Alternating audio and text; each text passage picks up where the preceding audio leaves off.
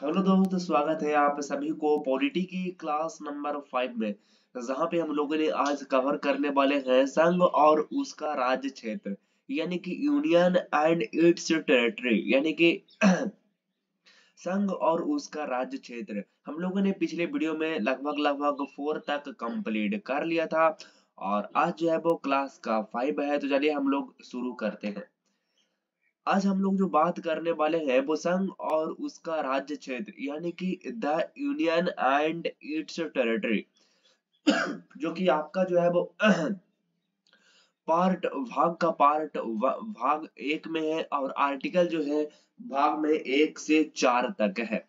ये बात आपको पता होना चाहिए कि आज जो आप हम लोग जो है वो एकदम सीरियल बाय सीरियल आज जो मतलब एक तरह से कह सकते हैं तो आपका जो है वो पहला नंबर क्लास है।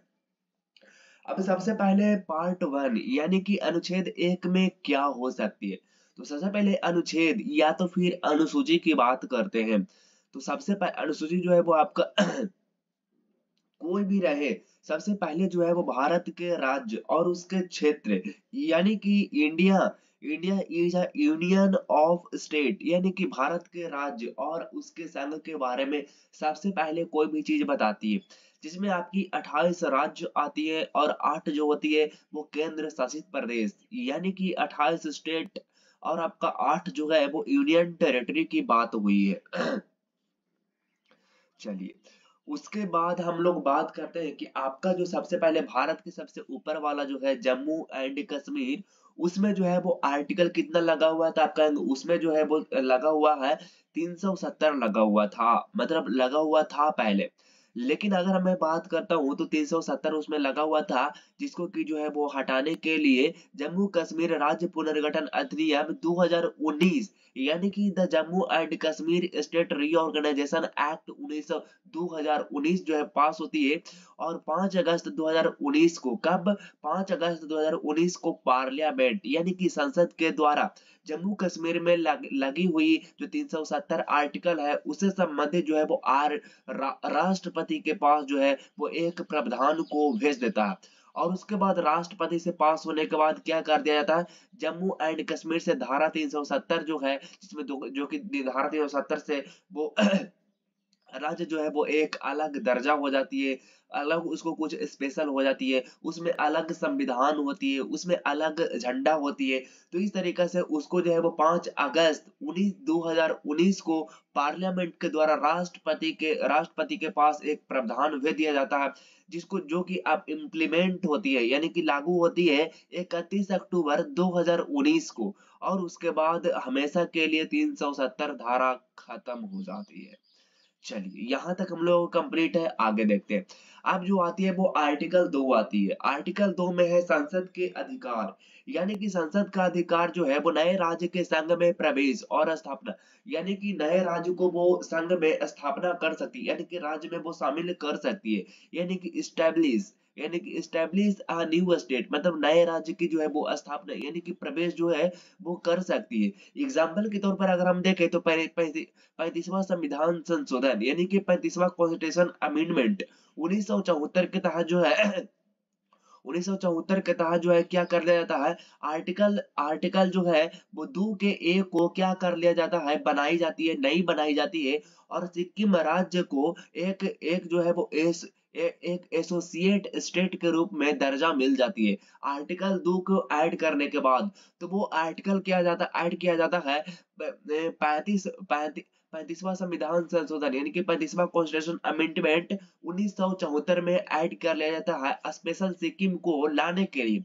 उसके बाद में 36वां कॉन्स्टिट्यूशन अमेंडमेंट 1975 में होती है, जिसमें कि 2A के द्वारा लागू किया जाता है आर्टिकल 35वां कॉन्स्टिट्यूशन अमेंडमेंट 1974 में, उसको क्या कर दिया जाता है, हटा दिया जाता है। और 36वां कॉन्स्टिट्यूशन अमेंडमेंट 1975 में सिक्किम को पूर्ण राज्य यानी कि कंप्लीट राज्य की जो है वो दर्जा दे दी जाती है। यहाँ तक क्लियर है जी? आप कहें तो बिल्कुल। एक बार इसको हम लोग फिर से रिवीजन कर लेते हैं कि पहला जो है वो आपका भारत के राज्य और संघ के बारे में बताया गया है, जिसमें 28 राज्य और 8 केंद्र शासित प्रदेश है, जिसमें जम्मू और कश्मीर को हटाने के लिए जम्मू कश्मीर राज्य पुनर्गठन अधिनियम 2019 लाई जाती है। The Jammu Kashmir and the the Jammu and Kashmir state reorganisation act 2019, जिसमें कि 5 अगस्त 2019 को पार्लियामेंट संसद की तरफ से राष्ट्रपति के बाद प्रावधान किया जाता है कि हाँ जो हटाया था, तब 370 के प्रति राष्ट्रपति से पास होने के बाद इम्प्लीमेंट कर दिया जाता है 31 अक्टूबर 2019 को, और उसके बाद धारा 370 हमेशा के लिए खत्म कर दी जाती है।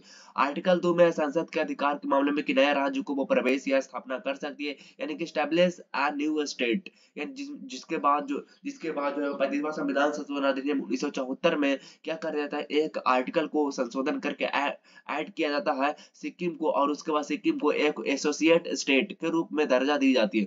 उसके बाद में 36वां कॉन्स्टिट्यूशन अमेंडमेंट 1975 के तहत सिक्किम राज्य को एक कंप्लीट राज्य के रूप में दर्जा मिल जाती है और सिक्किम हमारे भारत की राज्य बन जाती है। लेकिन 3 में कहता है कि संसद यानी कि पार्लियामेंट जो है वो नए राज्य का गठन कर सकती है। संसद के पास इतनी पावर है कि वो नए राज्य की गठन कर सकती है, यानी कि formation of a new state, यानी कि नए राज्य की जो है वो दर्जा दे नए रा, नए राज्य का गठन जो है वो संसद कर सकती है। राज्य के नाम में परिवर्तन कर सकती है, राज्य की सीमा में वृद्धि या कमी कर सकती है। अगर हम बात करें तो नए राज्य का गठन कर सकती है, यानी कि formation of a new state, यानी कि जो है वो नए राज्य का गठन कर सकती है। एग्जाम्पल के तौर पर आपके पास है आंध्र प्रदेश को तेलंगाना से अलग कर दी जाती है, उसके बाद में आपका यूपी से उत्तर प्रदेश से आपका उत्तराखंड को अलग कर दी जाती है। तो कुछ इस तरह से, और इन सब जितने भी बातें करेंगे वो भारतीय संघ यानी कि नए राज्य से आपके जितने भी मामला होगा वो भारत संघ के क्षेत्र से यानी कि इंडियन टेरिटरी से होगा। अच्छा, अगर हम बात करते हैं कि आपका जो राज्य के नाम में परिवर्तन कर सकता है संसद जो है, यानी कि change in the name of the state, ये भी कर सकता है संसद कर सकता है। राज्य की सीमा में वृद्धि या कमी कर सकता है, यानी कि increase and decrease in the boundary of state, यानी कि स्टेट के बाउंड्री को इंक्रीज या तो फिर डिक्रीज कर सकती है। ये कैसे कर सकती है, तो बिना राष्ट्रपति की स्वीकृति से ये नहीं कर सकती है, यानी कि राष्ट्रपति की स्वीकृति से ये कर सकती है। किसी भी राज्य को नाम चेंज करना, या तो फिर किसी भी राज्य को गठन कर सकती है, या तो फिर किसी भी राज्य के बाउंड्री में या तो फिर बढ़ा सकते हैं या तो फिर घटा सकते हैं, कुछ इस टाइप से।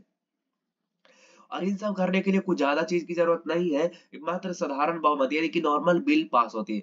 तब एक क्वेश्चन उठता है दोस्त, काफी ज्यादा अच्छा क्वेश्चन आता है कि साधारण बिल होती है। आप देखिएगा क्वेश्चन क्या होती है, मैं आपको बताना चाहता हूँ कि देखिए जब आर्टिकल आपका 4 है, कितना आर्टिकल 4 है, जिसमें ये बात लिखी गई है कि संसद द्वारा आर्टिकल 2 और 3 के अंतर्गत बनाई गई विधि या तो फिर कानून अनुच्छेद 368 के तहत संविधान संशोधन नहीं माना जाएगा।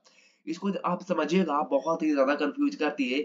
मतलब कहने का मतलब ये है कि संसद द्वारा जब कोई भी अधिनियम, कोई भी विधि, कानून पास की जाती है, कोई भी अधिनियम या तो फिर कोई भी विधि, तब वो आर्टिकल 2 और 3 के अंदर बनाई गई जो विधि है, जो कानून है, वो अनुच्छेद 368 के तहत संविधान संशोधन नहीं माना जाएगा, नहीं किया जाएगा। यानी कि आर्टिकल 2 मतलब 4 में जो संसद द्वारा जो बनाई गई विधि है या तो फिर कानून है, वो और आपका 2 और 3 के अंतर्गत बनाई गई कोई भी कानून है, उसमें जो है वो अनुच्छेद 368 के तहत जो संशोधन किया जाएगा वो 2 और 3 में नहीं किया जाएगा। ये बात कही गई है आर्टिकल 4 में।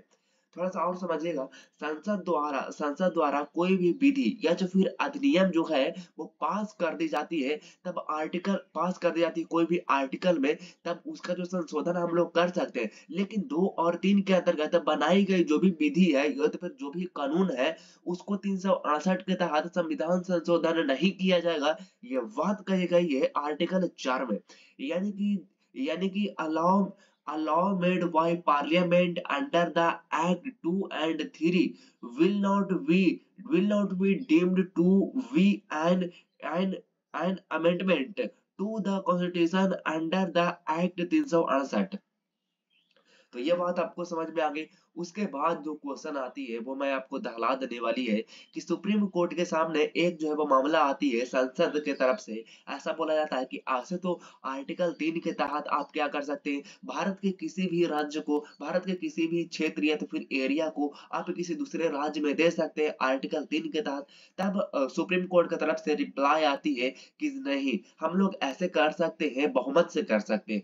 यानी कि आप मतलब जो साधारण बहुमत है उसको से हम लोग नहीं कर सकते हैं ये बात करने के लिए हमें मतलब ज्यादा बहुमत की जरूरत है। फिर कहता है कि जब ऐसा नहीं कर सकते हैं, ऐसा आप क्यों नहीं कर सकते हैं? क्योंकि आर्टिकल 3 में आर्टिकल 3 में तो ये बात कहेगा ही है। आर्टिकल 3 में ये कहा गया कि संसद जो है नए राज्य का गठन कर सकती है। तो ऐसे में क्या होता है, जब सुप्रीम कोर्ट के बात सामने जाती है, तब सुप्रीम कोर्ट कहता है कि नहीं, ऐसे में हमें जो है वो संविधान संशोधन की जरूरत पड़ेगी, और वो साधारण विल यानी कि साधारण बहुमत यानी कि सिंपल बिल से काम नहीं चलेगा, साधारण बहुमत से काम नहीं चलेगा। इसके लिए साधारण बहुमत हमें नहीं चाहिए, इसके लिए हमें जो है वो संविधान संशोधन करने की जरूरत हो जाएगा। समझाओ सर। और इसके मामले से निपटने के लिए एक जो हमारे पास मामला जो आती है, बेरूबाड़ी मामला, जिसमें कि बेरूबाड़ी केस आती है 1960 में। कब आती है?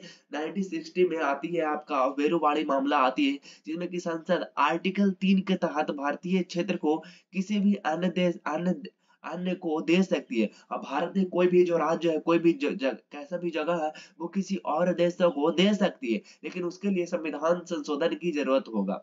क्या होगा?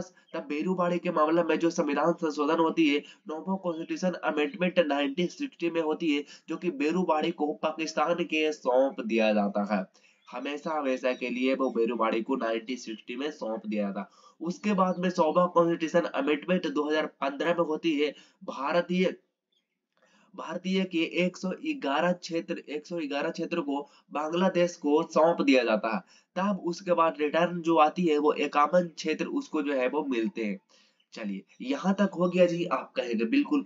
उसके बाद में सारा मामला जब उधर सुलझ जाती है, तब आप जो मांग उठती है कि भाषा के आधार पर राज्यों का पुनर्गठन मांग मांग उठ जाती है कि अब जो है वो राज्य का पुनर्गठन जो होती है वो कैसे हो सकती है, यानी कि reorganisation of state and on on on linguistic basis, यानी कि आपका जो भाषा के आधार पर राज्यों का पुनर्गठन किया जाएगा। तब डॉक्टर राजेंद्र प्रसाद की सिफारिश पर एक जो है वो आयोग बनाई जाती है। एक जो है वो आयोग बनाई जाती है 27 नवंबर 1947 को। कब बनाए जाते हैं? 27 नवंबर 1947 को एक एक जो है वो कमिटी का गठन किया जाता है, धर आयोग यानी कि धर कमीशन आयोग किया जाता है, यानी कि लिंग्विस्टिक प्रोविंसेस कमीशन जो है वो बनाई जाती है डॉक्टर राजेंद्र प्रसाद की सिफारिश पर, जिसकी जो अध्यक्ष जो बनाई जाती है वो बनाई जाती है एसके धर को बनाई जाती है। और जिसकी जो गठन होती है वो कब होती है? तो 27 नवंबर 1947 को स्टैब्लिश्ड हो जाती है।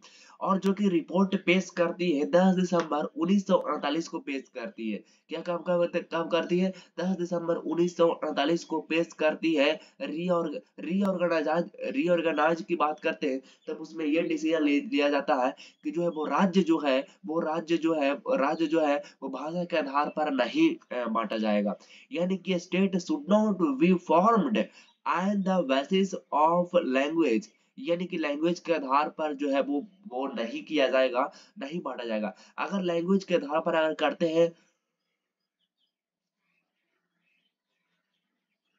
तो ऐसे में जो है वो ऐसे में तो भारत में 1500 भाषा है, तो 1500 क्या राज्य बने जाएंगे? तो आप कहेंगे बिल्कुल नहीं। तो किस आधार पर किया जाएगा? तो 27 नवंबर 1947 को जो गठन किया जाता है, कि क्या क्या गठन किया जाता है, तो वो किया जाता है धार आयोग, यानी कि लिंग्विस्टिक प्रोविंसेस जो किया था, जिसकी जो अध्यक्ष बनाई जाती है वो एसके धर को बनाई जाती है। तब उसमें डिसीजन ये लिया जाता है कि राज्य जो है वो भौगोलिक यानी कि ज्योग्राफिकल और आपका वित्तीय एवं विकास की सुविधा यानी कि फाइनेंशियल एंड डेवलपमेंट फैकल्टीज के रूप में उसको विभाजित कर दिया जाएगा। तब एक कमेटी बनाई जाती है, जिसको कहते हैं एपीवी कमेटी कहते हैं, जिसको एबीपी कमेटी भी कहते हैं, जिसकी जो गठन होती है वो दिसंबर 1948 को होती है। और जिसमें 3 सदस्य होते हैं, जवाहरलाल नेहरू होते हैं, वल्लभ भाई पटेल होते हैं, और पाटवी सितार मैया होते हैं, जिन्होंने ये बात जो है वो ऊपर कही गई बातें जो है वो सारे के सारे स्वीकार कर लेते हैं, लेकिन उनकी सेम टू सेम सिफारिश कर लेते हैं। लेकिन जो है वो भाषा के आधार पर जो है वो बांटने के लिए डिनाई कर देते हैं, अस्वीकार कर देते हैं, यानी कि निगलेक्ट कर देते हैं, अवहेलना कर देते हैं। और जो कि इन्होंने रिपोर्ट जो किए थे वो 1 अप्रैल 1949 को किए थे। कब किए थे? 1 अप्रैल 1949 को किए थे। और वो भाषा के आधार पर डिनाई कर देते हैं। अब जब भाषा के आधार पर डिनाई किया जाते हैं, तब तेलुगु भाषा के लेकर के जो लोग जो है वो पागल हो जाते हैं, एकदम से आग बबूल हो जाते हैं कि हमें जो है वो भाषा के आधार पर हमें जो है वो राज्य बनने चाहिए। यानी कि demand for a new state basis on Telangana language, यानी कि तेलुगु भाषा के आधार पर नए राज्य की जो है वो भाषा किया जाएगा, मांग किया जाने लगा। और ऐसे में क्या होता है, मांग को स्वीकार करने के लिए, मांग को जो है वो सरकार से मांगने के लिए क्या हुआ थे, पोटी श्री मोहल्लू पोटी श्री रामुल्लू ने क्या करता है, आमरन ऑनसन पर वो बैठ जाते हैं, यानी कि जिसको हम लोग कहते हैं डेथ स्ट्राइक कहते हैं। क्या कहा जाता है, डेथ स्ट्राइक कहते हैं। और इन्होंने मतलब कि भूख हड़ताल पर बैठ जाते हैं। और 56 दिन के बाद यानी कि 57वां दिन 15 दिसंबर 1952 को उसकी जो हो जाती है वो डेथ हो जाती है। डेथ हो जाती है तो पूरे जनता भड़क जाती है। उसके बाद में मांग जो है वो तेजी हो जाती है। मांग जब तेजी हो जाती है और एक इंसान के भूखे भूखे उसकी डेथ हो जाती है, उसके बाद जो है वो गवर्नमेंट नहीं मानती है, तब सरकार जो है वो ऐसे में दबाव हो जाती है। और लास्ट में आकर के भाषा के आधार पर जो है मतलब कि बेसिस ऑन लैंग्वेज के आधार पर 1 अक्टूबर 1953 को आंध्र प्रदेश को एक राज्य के रूप में, भाषा के रूप में बना दिया जाता है। उसके बाद में राज्य पुनर्गठन आयोग यानी कि द स्टेट रीऑर्गेनाइजेशन कमीशन बनती है, रीऑर्गेनाइजेशन कमीशन बनती है। डॉक्टर फजल अली आयोग भी उसको हम लोग कहते हैं। राज्य पुनर्गठन अधिनियम आयोग बनती है, यानी कि डॉक्टर फजल अली आयोग बनती है 22 दिसंबर 1953 को। 22 दिसंबर 1953 को 22 दिसंबर 22 दिसंबर 22 दिसंबर 1900 कब 22 दिसंबर 1953 को क्या किया जाता है, एक जो है वो 22 दिसंबर 1953 को एक जो है वो डॉक्टर फजल अली आयोग जो बनती है, जो कहते हैं राज्य पुनर्गठन अधिनियम, जिसमें जो है वो अध्यक्ष बनाया जाती है डॉक्टर फजल अली को। और अन्य सदस्य होते हैं के एम पानीकर, और आपका जो है वो एक और सदस्य होते हैं के एच एन कुंजरू होते हैं। क्या होते हैं, एच एन कुंजरू होते हैं। और जो कि इन्होंने रिपोर्ट पेश करता है 30 दिसंबर 1955 को कि आपका जो है वो भाषा के आधार पर नहीं होगा। और इसके बाद जो है हम लोग कल करेंगे दोस्त, क्योंकि वीडियो बहुत ज्यादा लंबा हो जाएगी, और ज्यादा लंबा हो जाएगी तो आप लोग देखना बिल्कुल भी पसंद नहीं करेंगे। और एक नोट्स में सिर्फ और सिर्फ इतना दिया गया था। तो मुलाकात करते हैं हम लोग नेक्स्ट वीडियो में नेक्स्ट टॉपिक के साथ। तब तक के लिए ऑल द बेस्ट। जय हिंद, वंदे मातरम।